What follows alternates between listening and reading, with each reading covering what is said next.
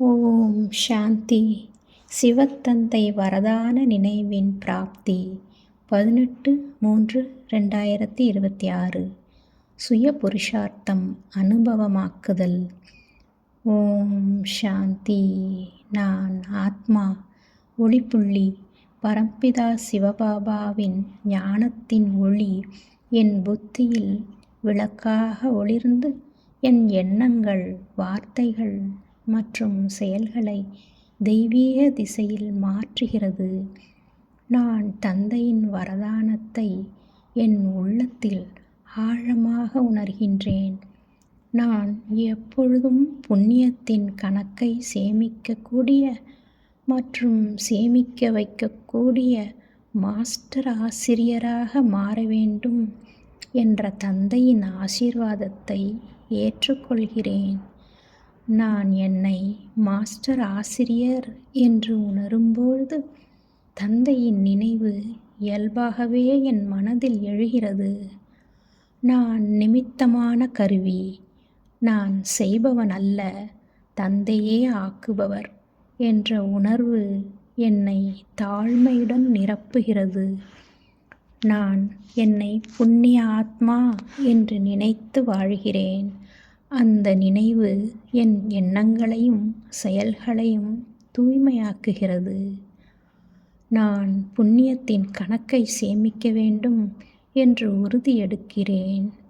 எண்ணங்களில் புண்ணியத்தை உருவாக்குகிறேன்.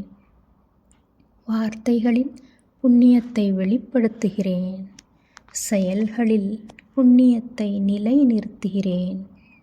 நான் என்னால் மட்டுமல்லாமல் மற்ற ஆத்மாக்களுக்கும் புண்ணியத்தை சேமிக்க உதவுகிறேன்.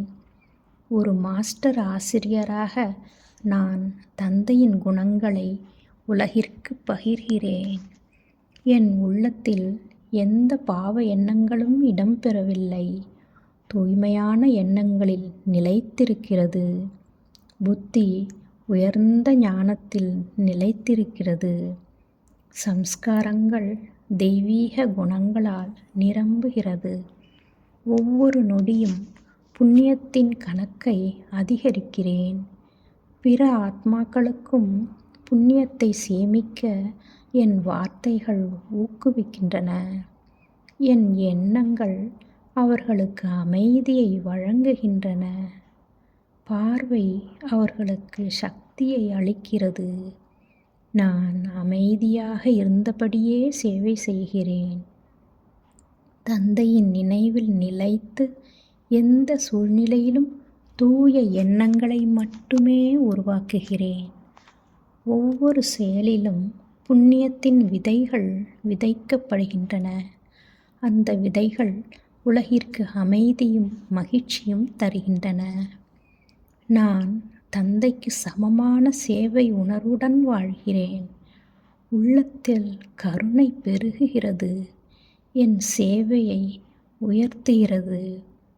நான் புண்ணியத்தின் கணக்கை அதிகரிக்கும் போது ஆத்மா மிகவும் லேசாக உணரப்படுகிறது. அனைத்து அனுபவங்களையும் ஒன்றாக இணைத்து ஆத்மாவின் பயணத்தை நான் உணர்கிறேன். நான் தந்தையின் கருவியாக உலகிற்கு ஒளியாக விளங்குகிறேன்.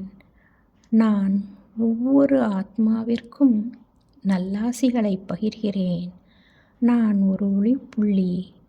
அனைவருக்கும் அமைதி மற்றும் மகிழ்ச்சி வழங்குகின்றேன். ஆன்மீக சேவை என் வாழ்க்கையின் உயர்ந்த நோக்கமாக உள்ளது. நல்லது. ஓம் சாந்தி.